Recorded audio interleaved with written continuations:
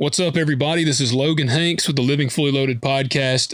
I've got a really great episode for you today. Somebody I'm excited to have on the show. I've got his book right here. I've been diving into it, and he's got tons of information on YouTube. I would say probably one of the most knowledgeable when it comes to long range shooting. And if you want to make yourself a better, more proficient shooter, then you need to check this guy out. And before we jump into it, I want to tell you to go check out Riton Optics. They've got some awesome scopes and stuff. I've got I believe I can't remember. I'm on butchered. It's the X3 on this AR pistol, but I'm running the X1 Conquer on an AR-10. So highly encourage you guys to check them out. Veteran owned. And they've also got a podcast called the Riton Podcast, and you need to check it out. So guys, give them a look, ritonoptics.com.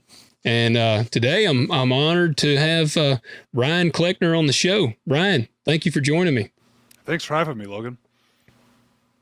Absolutely, man. I'm excited. Like I said, I've been dissecting the book there. It's a really good one that I enjoy keeping and going back to all the different stuff. Like it's one that I would keep like in my range bag. Like it's a really good one in that aspect, I would say as well. Well, I appreciate it. That was part of the reason by making the cover bright orange. I think I mentioned that in the book. Is I want to teach you, but I want it to be a reference manual. You know, I'm laughing because I'm a dad, and I appreciate your intro of me. You know, saying I'm a subject matter, expert of sorts on long range shooting, because I was talking with my son a couple days ago while he and I were in a Nerf battle, and he would point the rifle at me as we're trying to shoot darts at each other, and he would yank the trigger and move the rifle, 3 feet off the other direction. And so when we're done and we're laughing and having a good time, I'm like, hey, buddy, can I give you a little bit of pointer? When you're pulling the trigger, try and pull the trigger so that the rifle doesn't move. And he starts arguing with me because he's my 7-year-old son. And I'm sitting there back and forth in my living room having a debate. No, you were moving it. I'm telling you were moving it. It's why you're missing me by 5 feet. He's like, no, I'm not. He's back and forth. And I never pull this. But I think the one time in my life I finally pulled it, I was getting frustrated.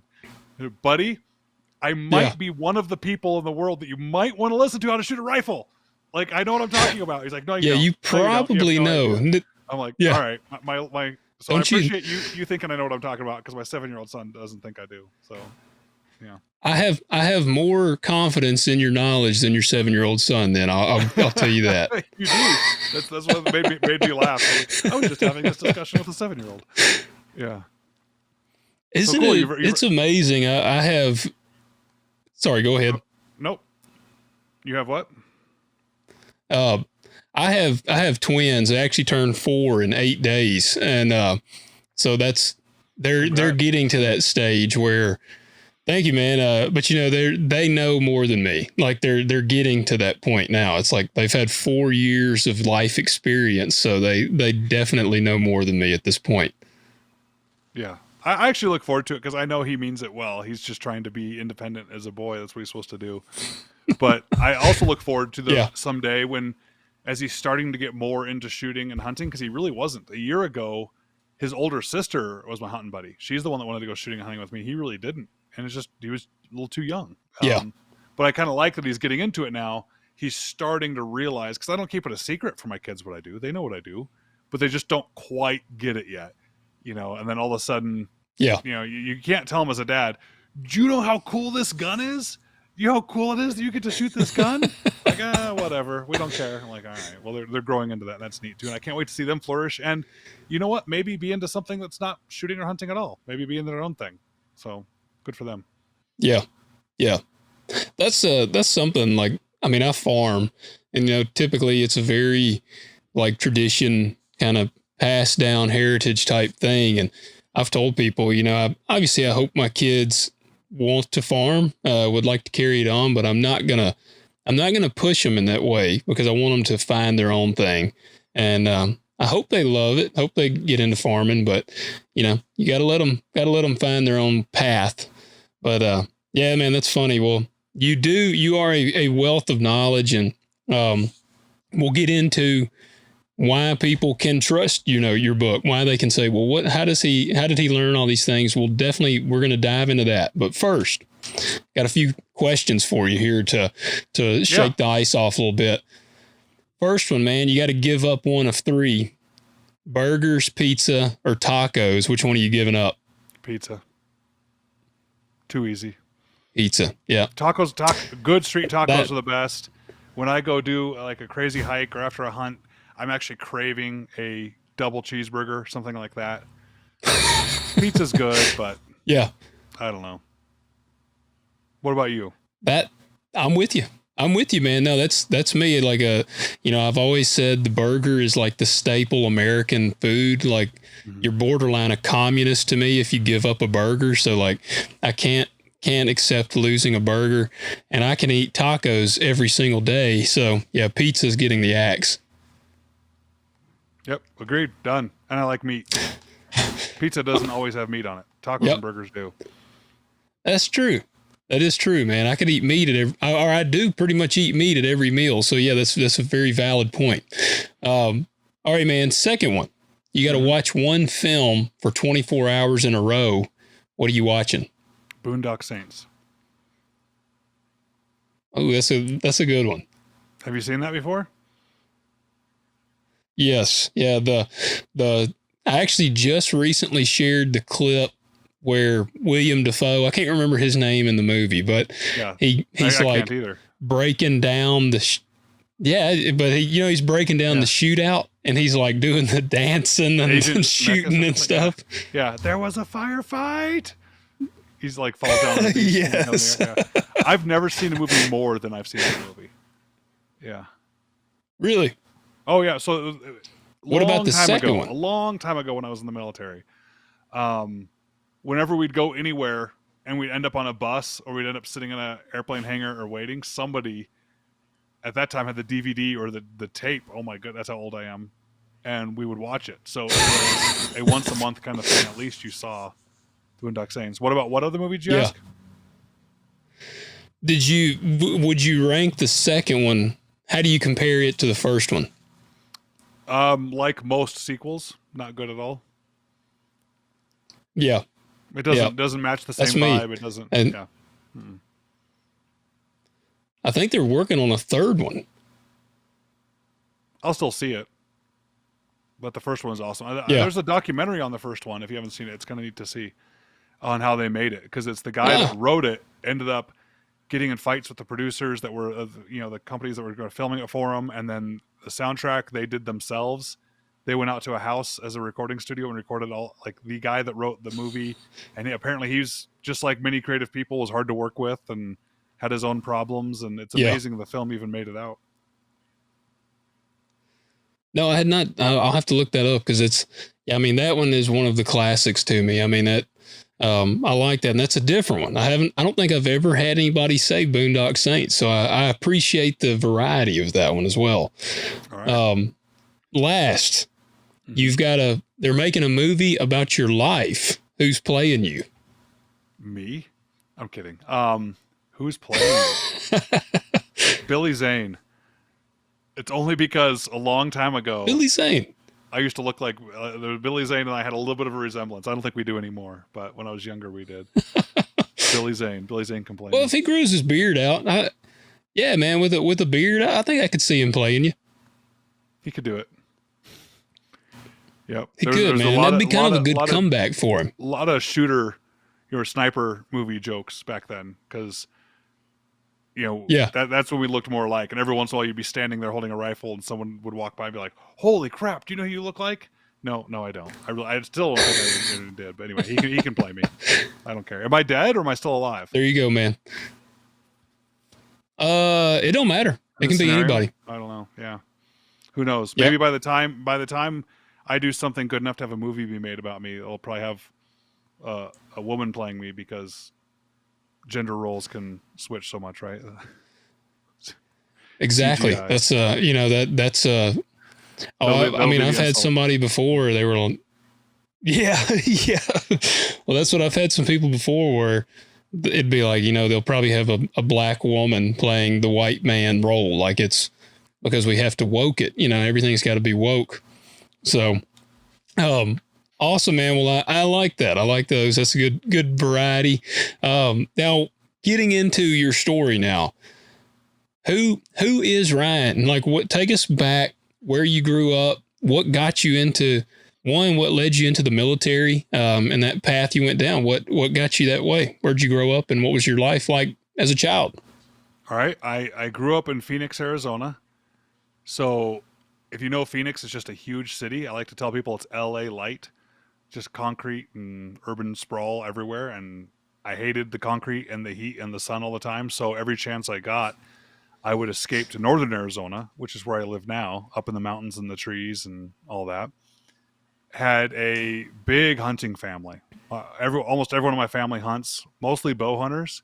I only rifle hunted when I was too young to, shoot a bow with enough poundage to elk hunt, things like that. But now I love bow hunting. I'll rifle hunt too, of course, because it's the industry I'm in.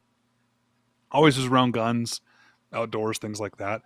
As far as the military, it surprised even me. I never planned on joining the military. If anything, it was a whim. I think I was just running away.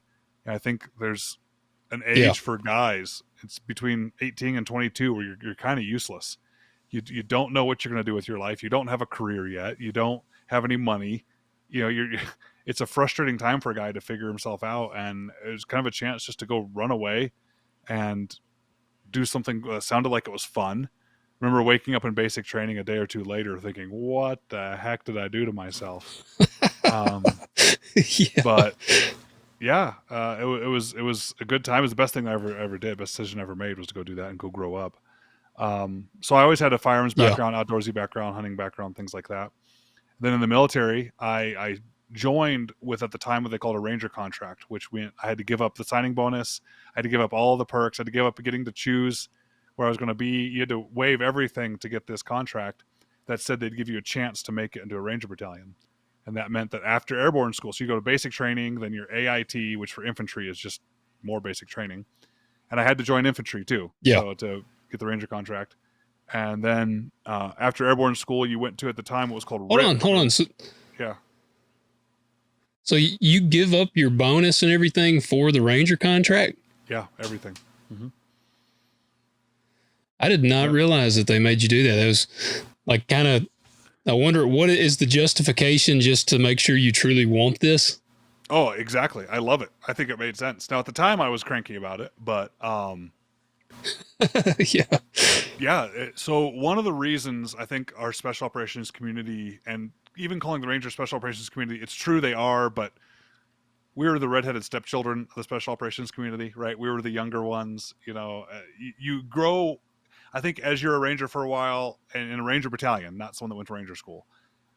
You're there for maybe an enlistment, maybe two, and then you either get out or you go move on to go to Delta or something like that. It's not the other way around. So I'm not deluded in my service and what we did. I think it's the best way to get the most training, experience, equipment, exposure, and everything in one enlistment. Like, I had a lifetime in 4 years. It was amazing by going and doing that. But one of the neat things about the special operations community is not that it's better people at all.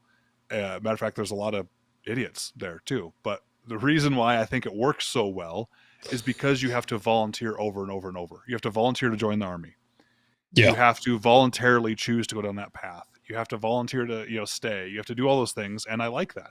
That I think that self-selects a good population. Heck, even RIP. So it's not called RIP anymore, but it used to be. It was 3 weeks of miserable. I mean, they just made your life hell worse and worse every single day until enough people quit. And I think it's been long enough. I think we started with 126 people, and the announcement they said at the beginning was, we're taking 12. So if you're thinking about quitting, do it now, because it's just going to get worse and worse every day until we have 12 people left. So do your buddies a favor and just quit now so it doesn't hurt on them. And I remember thinking that, going, oh my God, there's no way I'm going to make it. And the problem then is, when you take the Ranger contract, you also agree that if you fail out of RIP, which is the only way you can fail is by quitting, if you fail out of RIP, then they get to put you wherever you want. So I knew if I failed, I'm going to Korea or somewhere not good, as a duty station. So and I have no idea how I made it there. I feel like when I looked around, every guy that was there seemed better suited and more likely to be there than me. And through dumb determination, I didn't quit and ended up going to 1st Ranger Battalion. And I was on a regular fire team there. I was a breacher for a couple years. Loved it. But same thing as I'm telling you before. If you've noticed a trend for me too, I'm not one of those guys, and this is how I hope you saw the book or my videos. I'm not one of those guys that says, I'm the biggest badass. I am so cool and amazing. What I do is so tough, and you can never be like me, even if you tried. That's not my approach at all, because I don't believe that. I don't think that's how I come across. Yeah. And I even say this here about being in the Ranger Battalion. I had to wake up every single day and dig so deep to fight to be mediocre. The guys I was with and around were just studs, and trying to even just keep up with average was very, very difficult. I mean, we had guys for running. I've never been a good runner. I was 6'2", 220. That's not a runner's body, right? I was in great shape, but some of these guys were gazelles. Yeah. And we had guys that would do the 10-mile run in under an hour. They do 10 sub 6-minute miles. That's insane. I can't do that. Yeah. So I could road march though. I can't even do one sub, man. Yeah. Well, on the running days, it was just every morning me catching rash of crap from everybody, trying to like keep up. And then on the road march days or the ruck pizza days, I would just climb up the side of the mountain and look back and smile as they kept telling me to slow down. That was fun. But I had a great time. I had a great schools, great experiences, great everything. And then there was a chance to go over to the sniper section, and I really wanted to go. And at the time, there's only 6 Ranger snipers at a time. And one of the guys left, and they had an opening for it, and a bunch of us put our hat in the ring, and I ended up with it. Went to even more amazing schools after that. Deployed. Now let me ask you, how do you get picked for the sniper school? Like you said, y'all all threw in. How do they choose who gets in there? Well, it's not very formal. It's not a good process. Unfortunately, one of the ways they can choose it, it was just sad to say about myself, but people they don't want to lose from a certain team. You know, I had put my warrant packet together, but to be a warrant officer, to go be a helicopter pilot, because I thought that was cool. I wanted to go do that next. And they knew I had that packet in there, and they didn't want to lose me. But I wasn't so like the best at anything that they couldn't lose me off of a team. So like my team leader wouldn't let me go. So the team leader was like, we don't lose them, but okay. That was one of the reasons, honestly, is that it was okay. I could go over. Yeah. But the other was that warrant packet. So there was a guy that I still to this day feel bad about. I won't even say his name because I feel bad, but I know it. We were standing in our platoon sergeant's office, and there was maybe 4 or 5 of us. He's like, all right, hey, all you guys are trying to put in for the sniper slot. And that's just one of the platoons. There's 3 companies in a Ranger battalion. And we're like, yes, Sergeant. And he's like, well, just so you know, I'm going to give it to so-and-so because he's had the most time in battalion, and he's the most senior, and he wants it, and we're going to give it to him. And he said, but Cleckner, and he held up the packet. It was like a folder of all the processing paperwork I had to do to be a warrant officer. He said, but Cleckner, I see you're going to be you want to leave us? You're not happy here? I said, oh, not that at all, Sergeant. I'm just looking for the next challenge. And he said, if you throw this in the trash can, or if I gave you the sniper slot, would you throw this in the trash can? Absolutely, I would. I remember that guy looking over at me like, you MFer. Sorry, that's what I'm going to do. And he handed me the packet. I took the packet, I threw it in the trash can, and he said, head on over. And I walked over to the sniper section. And then when I first got there, they were all getting ready for a training rotation.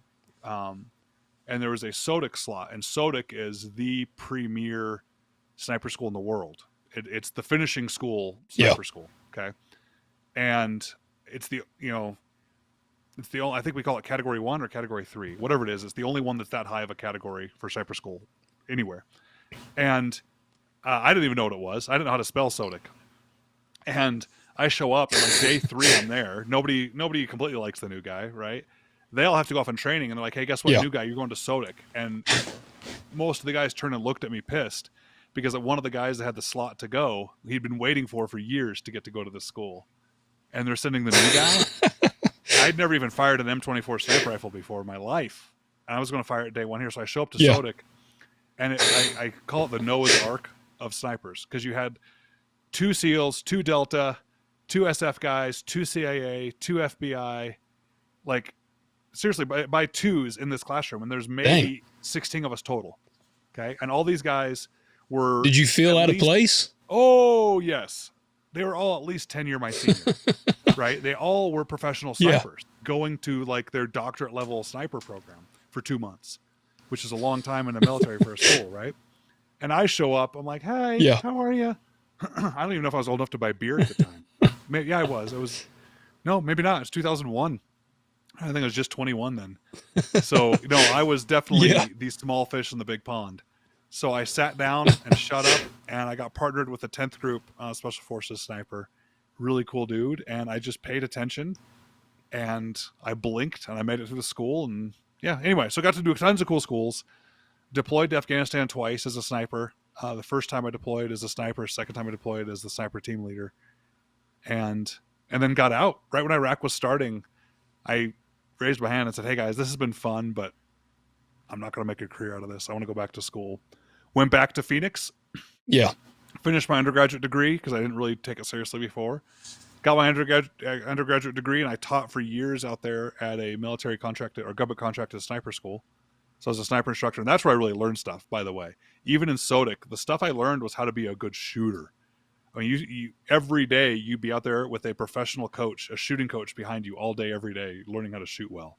But they still had a lot of the misnomers and crap that is spread around the internet about shooting that's just wrong. It's just wrong, but they keep teaching it because the military doesn't know any better. And as an instructor, that's when I learned how to break things down. That's when I learned how to come up with some of the analogies I use or come up with the ways of explaining things, because it took years to finally make it simple for people to understand. I could tell you what minutes of angle are and what mils are on a whiteboard, and it be the truth, and tell you the calculations, how you're supposed to do it. And then when you're on the firing line, be sitting there yelling at you going, no, that's wrong. That's not how many minutes of angle it is. No, you divide it by 3.5. It's this. And you're not getting it. But I learned how to make people break it down simply so they can get it. Didn't know what to do after that. Was kind of bored, looking for the next thing in life to do. So I decided law school was a good next challenge. So I moved to Connecticut, went to law school, started working for the National Shooting Sports Foundation. Left there, went to Remington, ended up being a vice president at Remington Outdoor Company. Was on the SAMI board. Awesome. Yeah, it was cool. I guess I'm part to blame for running that ship into the ground, unfortunately, just because we were in charge and it got ran into the ground. I left there, went to be an attorney on my own, and just didn't like it at all. And I decided I wanted to write a book before I died. Just even if only my mom read it, I wanted to write a book. And that's the book I wrote. You have the Long Range Shooting Handbook. And every publisher I took it to turned me down. They either ignored me or didn't want it. And I just don't give up. So I published it myself. So I made my own publishing company and published my own book. And the feedback and the support from everybody for what's been 5 years now, 6 years now, has just been off the charts. I can't believe how kind and how supporting everyone has been with that book. And hopefully it's because it resonates with people and makes something that otherwise seems complicated a little more simple. And of course, through all that time, I did some YouTube videos, instructional videos, at the NSSF, or I've done a couple seasons of instructions with the Warrior Poet Society, or I keep up with social media stuff. And now that's all I do full time. I write, I teach, I hunt, I travel, play with my kids. It's the life. I'm lucky. It is, man. It's awesome. I mean, and like there's several things I want to explore on that. First, right now, while I'm thinking about it, why did they keep turning down the book? Did they say, did they not realize the value in the instruction? I mean, what was their reasoning? No idea. Most of the companies just ignored me. A couple, I think only 2 wrote back, was just saying, no, thank you. It's okay. Yeah. I like to bring that up to people to remind them, one, because when you're talking about your own book or when you're doing promotional stuff or you're talking about my experience, it's real easy to sound like listen to how awesome I think I am. And I hate that. So one, I like to remind people that no, not everything works out great. But the other reason I bring it up, and the main reason I bring it up, is to remind people not to give up. I mean, the moral of the story there, how I made it into a Ranger Battalion, was not being the smartest or the fastest or the strongest. It was being the one that didn't give up. And how I got my book published. Yeah. I've now sold 130,000 copies of that book. Right. It's awesome. It's insane. Yeah. That's insane for a book. And it's because I didn't give up, not because it's necessarily the greatest. I didn't give up, and I decided to market it myself. And I think maybe back to the Boondock Saints, the reason why that first one was so good is because it was authentic. It was someone truly passionate about it doing it themselves. Not a single bit of marketing or word of mouth out there on the internet ever came from a publishing or marketing company. It came from me going out there and going, hey guys, this is who I am. This might help you. Maybe it won't. I don't know. And I think that maybe resonates with people more. Well, I think so too. And I think you kind of hit on something when you said you wanted to write a book, even if your mom was the only one that read it. Like you didn't say, I want to write a book because I want to be the next famous, rich author. And I think there's a big thing to that. Like, you know, if it's like today, people want to do things, but and actually in your book, I was kind of going over some stuff with it, and this stuck out to me, and I've read it because I've read the marksmanship section quite a bit in the book, but for some reason this really jumped out at me this morning, and it was focus on what you can control. And that just like really stood out to me. Like, I think people, they focus really hard on the target and not on the reticle. Like, and that was a really awesome way for me to think about life in a sense, because man, you know, everybody gets so hung up on the target. Like, you know, I want to make the big bucks. I want to have the reach, and I want to have the fame or something like that, that they lose sight of the reticle, and then they just completely go off target. Yeah, that's true. That's really true. I'm glad you put that together. I'm actually jotting that down because it's my point, but I never thought about it like the book. You know, I wrote it for myself. Now, it's been maybe 5 or 6 years now. In long range shooting, that's a long time because we've had a lot of advancements and things have changed a lot in the last few years. But when that book came out, that was controversial. I don't know if you know that, Logan. When that book came out, the first year or so, a lot of the techniques or a lot of the ways I explain things or what I say does or doesn't matter was very controversial. It was not the norm, and I'm proud of that because now a lot of the things I say are how you find it explained online. So you read an article, you see a video someday, and I can tell the analogy they're using is the analogy I use in the book or analogy I use, and I love that. It doesn't bother me. I like seeing that. But when it first came out, it was the antithesis of what long range shooting was at the time. At the time, it was you got to use your ballistic calculator and you got to use your wind meter and you got to do all this. You got to geek out and get out your slide rule and take air samples and yada yada yada. And I've always been the shut up and shoot. Like that stuff's true and it matters, but not for you yet. If you're worrying about the spin of the earth right now and you're getting long range shooting, you're wrong. You need to learn how to become a good shooter first. So that makes sense. And it's like, anyway. Well, I think of what's the old analogy? Keep it simple, stupid. That's something I try to keep in my mind a lot. And I would say, your breakdown of MOA, like where I don't have my notebook with me, but at 300 yards, it was like, 3, and then 400 yards, 4, 500 yards, 5, like what you used on that formula. And, for some reason, I had never put that together, and I'm no like long range shooter. I shot 700 yards about 2 or 3 weeks ago, and that's the longest shot I've ever made.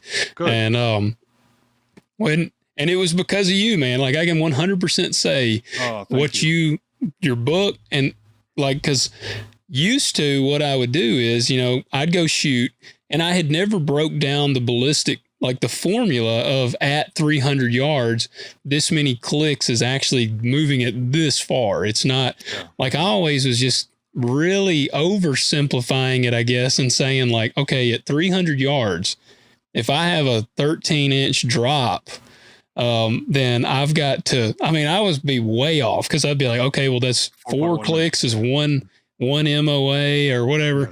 And so I would end up doing like 4 times 13. I'd be like, what the hell? I'd be way off. And so then if you're doing whenever that, you're wrong. I'll listen to you and yes.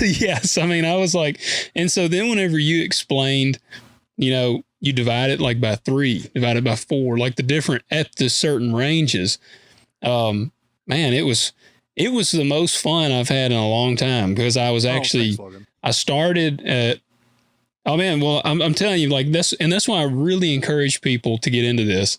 And I was a typical dude, I don't want to ask directions. So like, I didn't think, well, I know how to shoot a rifle. And, but the farthest I'd ever shot was probably 300 yards. And, so I'd never had to do a lot of adjusting, but I pushed it to 500 and it was really rewarding whenever I used what you had said, your formula. And first shot, I was like right where I was aiming. Like first shot with the clicks, I was right there on 500 yards. And then I bumped to 700 and was on paper immediately on the first shot. And that was like one of the coolest moments for me. So that's why, I mean, really your book, and I've been shooting my whole life. So, I mean, your book, it is a serious game changer. And that's why I think, you know, you've got a beginner's guide to precision rifle shooting. People, man, I think somebody might see that and think, well, I've been shooting all my life. I'm no beginner. But if you've never really gotten into that world, this book is definitely for you. Like, I think that this book would be good for somebody that's been in it for a long time. I appreciate that. So Kyle Lamb's a good friend, and he was a sniper, you know, in Delta. So he knows what he's talking about and what he's doing. And he's super kind to me and supportive of me, which is great. He's kind of like big brother for me in some ways. One of the things he said about the book when we were on his podcast was he would only change one thing. He would take the word beginner off the cover, which I thought was a nice compliment. Yeah. But the reason it's there is it really is beginner. The first third of the book is here's a scope. This is a scope ring. You know, it really breaks all the basics down, but I appreciate his compliment as I try and tell people, I can almost guarantee you're going to pick up something in there. No matter how much you've been shooting long range, there's going to be some nugget in there that's going to work for you. Or maybe even better, you're going to learn exactly how you don't like to do things. Sometimes that's important too. You might read it and disagree with me on everything, but at least you've narrowed down what you do like. You know, so keeping things simple. Not having people going, well, 300 times 4 clicks minus this, that's ridiculous. If you do that, you have no idea you have no way to estimate what the answer might be. You're going to end up with 27. Well, does 27 feel right, Logan? You're like, well, what do you mean does it feel right? 27 doesn't have a feel. I'm like, no, just think about it. No, when you've done 5 calculations later, the number's 27. Try it, and you're way off, and it doesn't make sense. So as you know how I break it down, it's completely different than that. I don't even have it be the math way. You almost think in minutes of angular mills. It makes it a lot easier. But also, I don't regurgitate the same stuff that's been around there forever. So almost every long-range shooting book or information I've seen, maybe every, says, for example, that humidity makes the air thicker. So it makes the bullet drop more because it slows the bullet down more. That's wrong. It feels right. It seems right. You walk outside when it's really humid, you're like, oh, the air's thick. But the air is actually thinner to the bullet. And maybe people do it now, but when that's another controversial thing when it first came out, I had people saying, this guy's an idiot. He said, you know, more humidity, you know, is thinner air, and I'd have to justify it. And sure enough, you go look it up like on a scientific website, and holy smokes, it's actually true. So it's small things like that I just didn't regurgitate. I started from scratch, and I said, this is my experience. This is what works for me as a shooter. This is what works for me as a shooting coach. This is my understanding of science and what happens. And it doesn't match what everyone else says, but try it out and see if it works for you. So, yeah. Well, it works. It definitely works. I mean, 700, I know isn't that long, but for me, that's a heck of a shot. I was really tickled at hitting 700, and my goal is to push it to 1,000. And what caliber are you shooting? It's addicting when people get into it. That was with a 338 Lapua. Yeah, you'll be fine at 1,000. You'll be fine. You're a little overgunned at 700. Oh yeah. It was nothing to it. So I don't know what's a realistic range. What would you push a 338 to? To a mile. A mile? Shoot a mile with it. Mm-hmm, for sure. Competently. What's your farthest shot? I have no idea. I really don't. I've shot so many years and so long, and it pokes, and it's hard to define when people say it's their longest shot, because it's like, well, what's your longest shot after taking 20 stabs at it?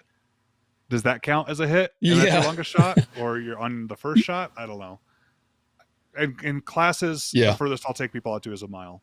I'll shoot either a 338 Lapua or my new favorite, a 300 PRC, which is a lot smaller cartridge, a lot less recoil, a lot cheaper, and it does great at a mile. So I'll do that one. I'm going to make a note of that one, because that's my biggest complaint is the freaking price of ammo is killing me on that 338. you shoot I had $7. just bought it. Actually, Yeah, it's tough, man. And I watched. It was a video with you and I think on the Warrior Poet Society, and you had the Ruger Precision. I think y'all had the Ruger Precision rifle in that video. Okay. And I'm pretty sure y'all did, but I don't think it was in a 338 Lapua, but I ended up going with that one. And, cause it was considering what it was more in my price range, and, I got it, but I don't know, man, it's a bad dude. But yeah, the ammo is killing me. So I'm making note of that. Crazy 300. So the Um, second season I filmed for the Warrior Poet Society network. So it's not on YouTube. It's actually on their network, their channel. We end it. The culmination of the second season is we shoot at a mile, and I shoot with a 300 PRC. I mean, I've been places with 300 Norma, which is supposed to be the new hottest, cool long range sniper cartridge, which I don't like, because I think it's too big. It's too big of an action, too big of a bolt, too much going on. You don't need it. Where 300 Norma hasn't been able to hit a mile because the bullets were tumbling by the time I got there, and the comparatively little 300 PRC, super capable of a mile all day long. So I don't know why I'd want anything bigger for me. I can use a regular size action. I don't need the extra large action like you have for the 338 Lapua. You can buy a box of Horn of the ammo. It's easy to reload. Yeah, I think 300 PRC is the ticket. Either 6.5 Creedmoor out to about 1200, or 300 PRC out to a mile. Those are the two long-range cartridges I choose. Gotcha. Yeah, I have a 6.5 Creedmoor that I just dropped in a Magpul hunter stock. It was a Ruger American. Yeah. And that's kind of my little budget play around. Yeah, it's great. So, well, man, that's it's fascinating to me. And so, I mean, people can hear you've got a history in this. Now, how did you make that decision that you were done? I mean, was that a hard one? When you get out, because, you hear some people struggle. I mean, did you have a pretty good idea when you went in that you were not going to make a career out of that? Talking with the military or corporate America? Because I quit both. That's another thing. I just talked to the beginning both. That's about not quitting, but at the same time, I do believe in quitting in the right circumstances. Instances was too much. So the reason I believe in quitting in the right circumstances is if you quit something stupid, that gives you the time and energy to focus on something smart, right? If you bet me $100 I couldn't go outside right now and push my house 1 foot north, if I went outside and got to the side of my house and put on the wall and started pushing and realized real quick I can't do this, I better give up. Because if I do that BS never quit for any reason attitude, I'm going to die trying to push my house because it's not going to work. So sometimes things are to stop. So in the military, I was having fun, but my body got broken. I was already limping around at 23, 24 years old. So I ended up hurting myself. That was one of the reasons to get out. The other reason was I didn't mind the idea of a career in the military. I just knew that I didn't want to do it enlisted. So with one enlistment, I could get out, and I knew I'd be ahead of my peers that didn't join the military. Experience and leadership and motivation and all that. 2 enlistments, 8.5 years in. Well, now I'm almost halfway to retirement. Why would I get out now? Because you're almost halfway to getting that 50% paycheck the rest of your life. Like, well, I could retire at 40. Well, might as well stay now. And then there's a certain time you look at the Army pay scale and you see how much more an officer gets paid than enlisted. And you see how much less the officer is carrying that giant rucksack, jumping out of the plane, landing on the ground, getting shot at than the enlisted. And I thought, you know what, if I was going to stay in for me, I would do it as an officer, because then I'd have a better retirement, get paid better, have a better job. But I love that I started enlisted. And so I said, either I'm going to be an officer or not, my next step is to get back to college and finish that undergraduate degree. And decided it was for me. It was time to leave while the party was still fun. Yeah. Yeah. That makes sense, man. I've heard of the guys that stay in almost, I guess they almost stay in too long, because then they I had a good buddy that was in the Marine Corps, and by the time he got out, he hated it. He was wanted nothing to do with the Marines, and he kind of grew past that. Now he's obviously very proud of the fact that he served in the Marines, but he really pushed and kind of tried to distance himself from that for a little while. So I get it. I can see I guess it's a burnout. Like with anything else, you can get burned out, and that's what had happened to him. Well, I was hurt. I was not walking right, so I just couldn't do it. So already I had a hard enough time running. My Yeah. hips ended up getting hurt bad enough that like I said, you're that young, limping around. Time to realize you're abusing your body. Yeah. Yeah. Yeah. And no one Was that stays a due career in a to range battalion. the No one stays a career there. You either get out because either your body or your brain gets broken. You either get out or you move up or move on, something else. Our platoon leaders, our platoon sergeants, were 27 years old.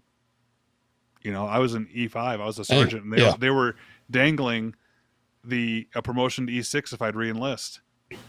After one enlistment, if I'm an E6, you only get up to E9. That means if I stayed in for a career, I'd only get promoted a couple more times. That didn't make sense either. So at the time, these 27-year-old platoon sergeants seemed like old men. But now you look back, they're just babies. I couldn't believe how young everyone was. So I like to say it that way. Your body or your brain breaks when you're pushing yourself that hard. You can't stay forever there. So. Yeah. That's I've heard of it's a young man's game, for sure. Oh now, yeah, there's something about going into what led you. You can go through a brick wall. It's a good thing. It's not for old men to do. Yeah. What do they say? You're full of piss and vinegar at that age, I guess. Mm-hmm. Yep. So what were you going to ask? What led you to what?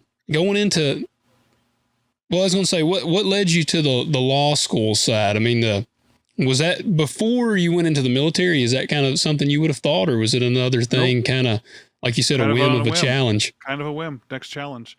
I had thought I wanted to go to medical school, so I had completed all my pre-med requirements in undergrad. So all my organic chemistries and all the anatomy and physiologies and all those classes, I took them all. And at the time I was dating a doctor and her life was miserable. I said, well, I'm not done with life, but I feel like I've already gone through the crucible of trying to prove myself. I don't want to start over again, long crucible, and then get out of medical school, then be a resident for 4 years, making no money with tons of student debt and working these crazy hours, which it's worth it for the people that are doing it. I think it's amazing they can do it. I just felt, I've already kind of done that. Don't need to do that again. That looks miserable. Yeah. And I said, well, what else am I going to do? And it was a whim. I just wanted my next challenge. And I think somebody had brought it up to me. You ever thought about law school? You might be a good lawyer. I'm like, oh, we'll go to law school. So I went to law school and did corporate America for a little bit, and then wanted to change from that. And now I wonder what my next thing is going to be. Now I spend actually maybe more time doing online entrepreneur stuff. I own and run gununiversity.com. I own and run rocketffl.com, like you already brought up. I do things like that.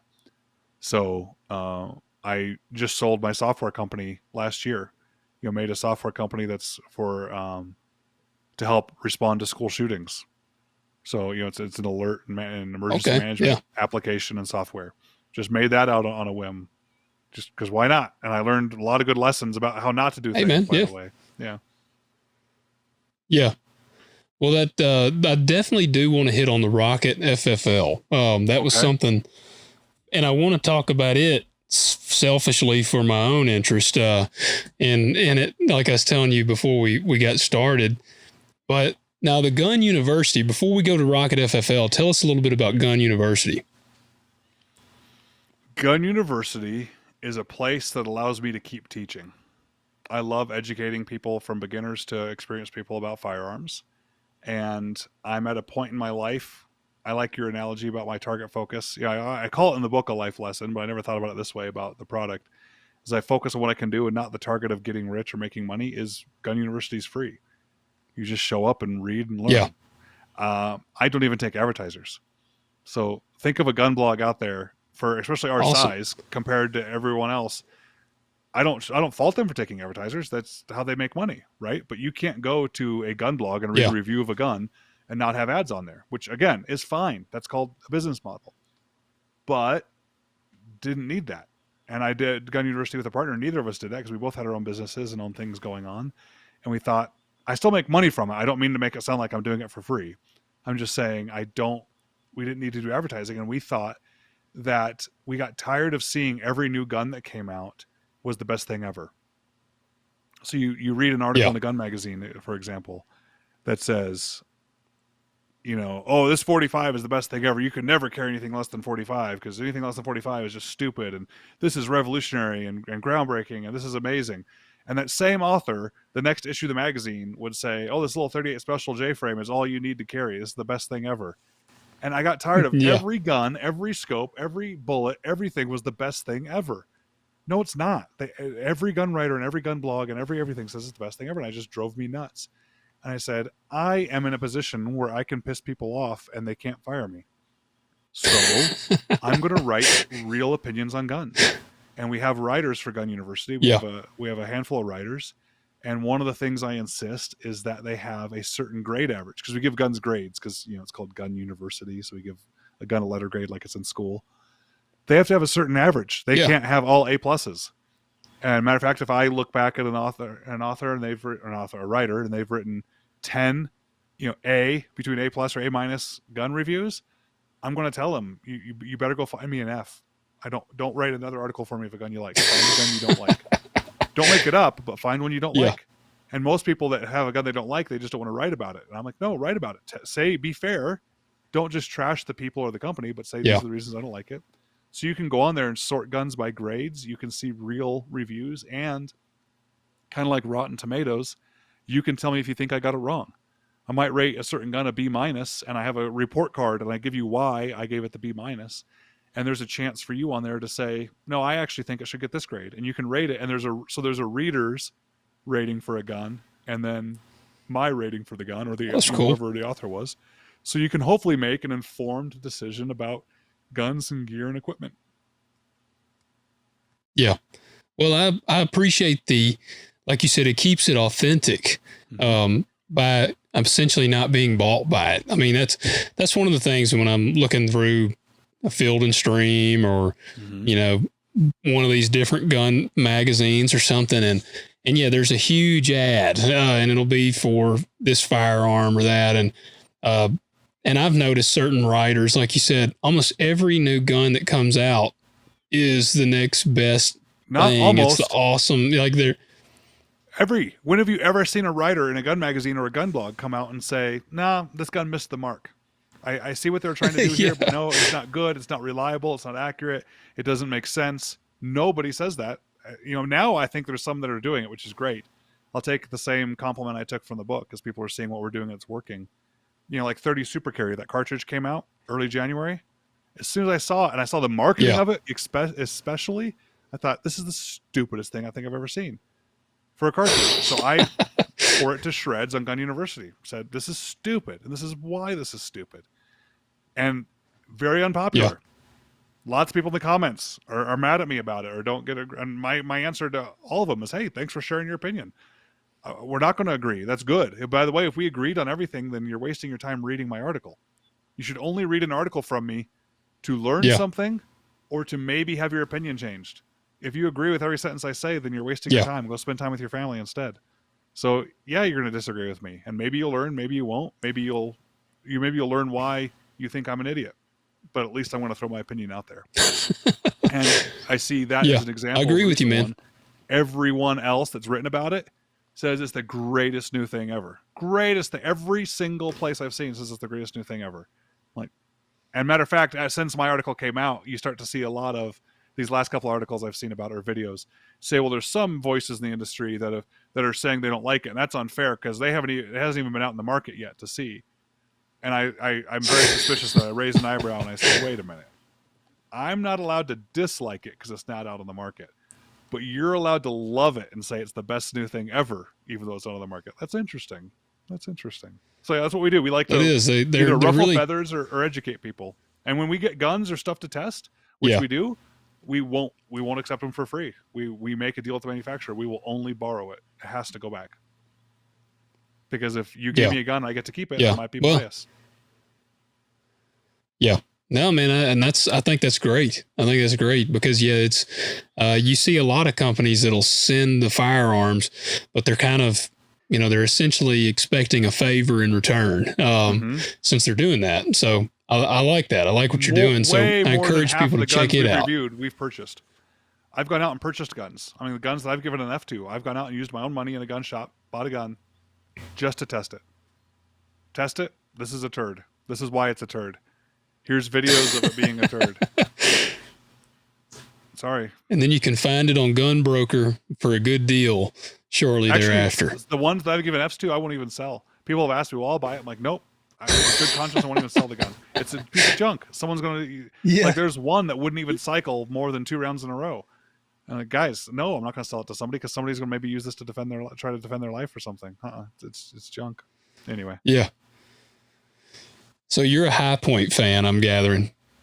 I've never reviewed. I don't even know if I've ever shot a High Point, so I probably should. See, now that's the other thing. I'm okay with budget guns. So I actually, like, I'm a Canik fan. I don't carry a Canik or shoot one. Oh, I love it. I love the guns, and I gave them a great review on the website. So I think the Second Amendment shouldn't be limited by a budget, right? I think you should be able to have a good budget gun.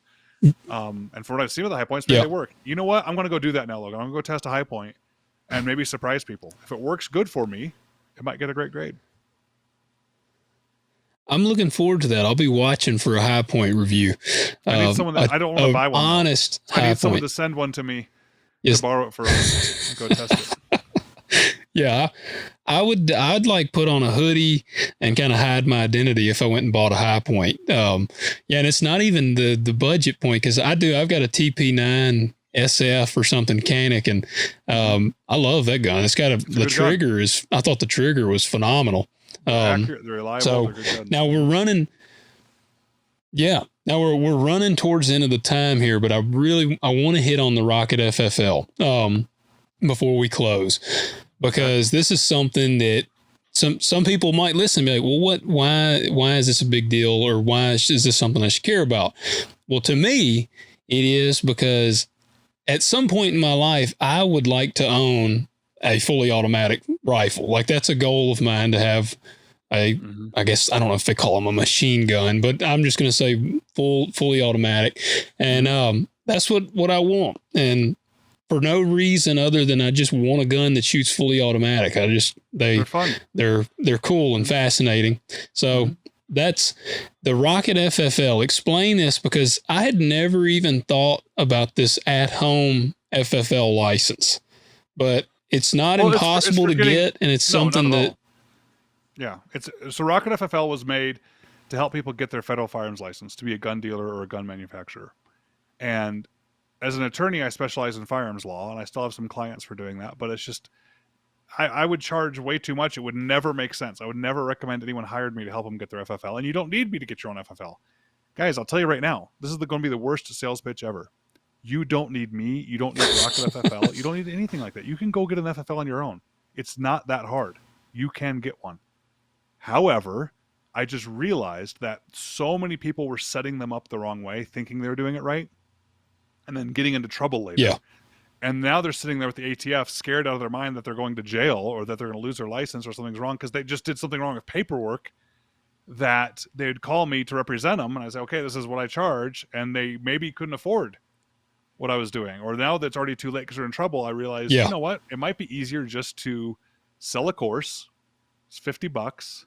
And it walks you through all the background information you need to know so you can make the right decisions, like on what kind of FFL to get. You know, why I think a Type 7 might be better than a Type 1. I have a Type 7. Most people have a Type 1, but why a Type 7 is better.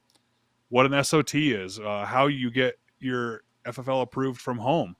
You know, it's not only wrong to say that you can't get an FFL from home, it's actually the most common, not the most common. More FFLs are home-based FFLs than store-based FFLs right now in the country.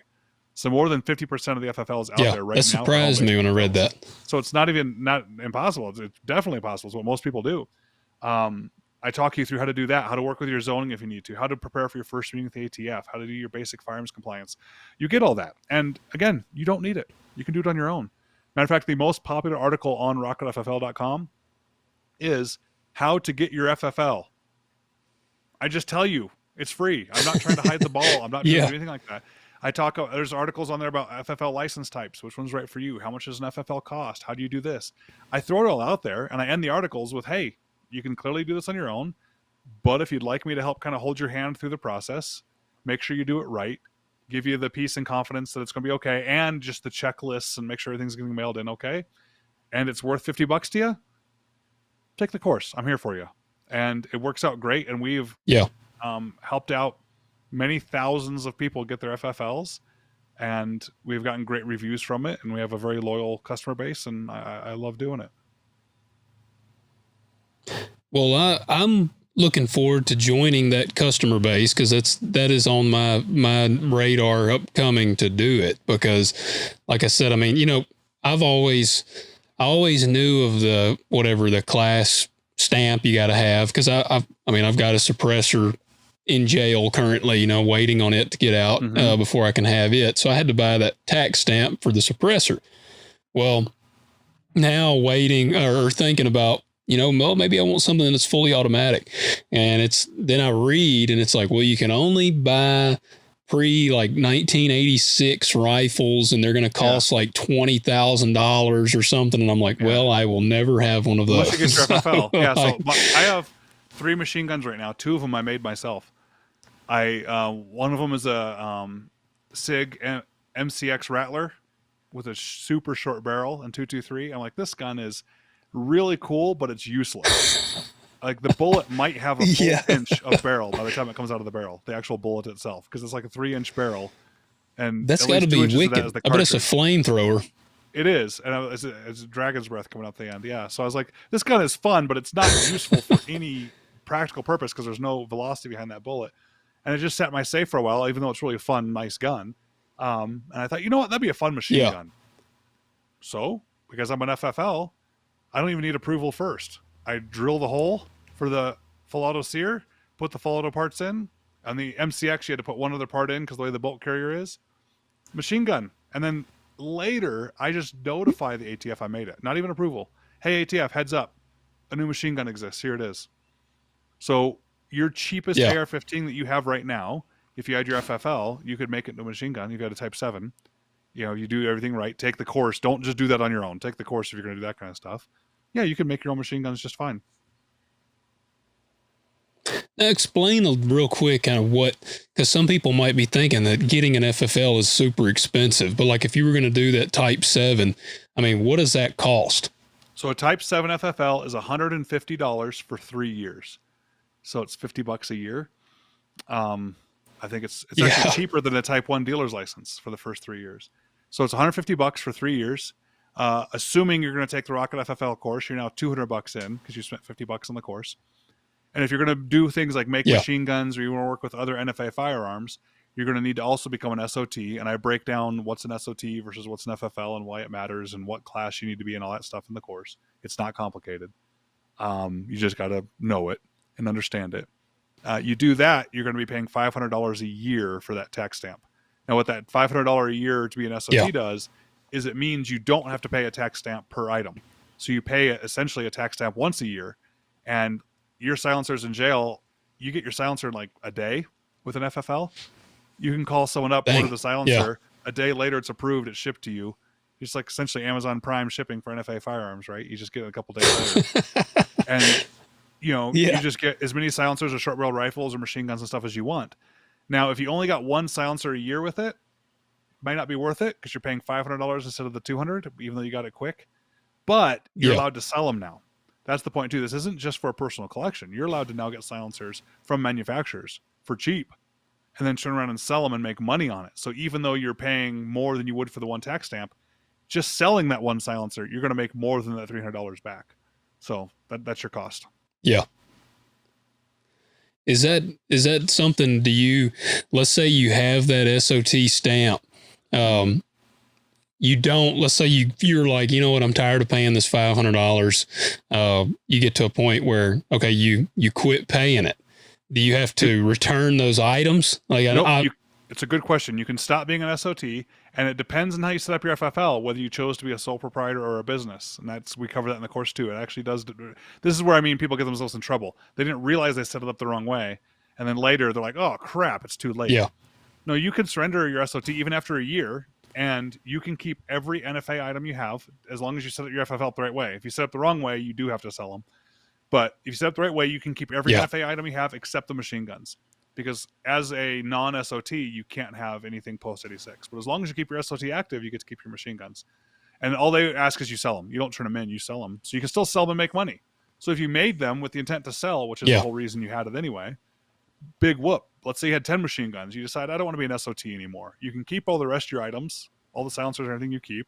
Machine guns you sell, which again, that's not a problem. That's the whole reason you made them, is to sell them and make a profit.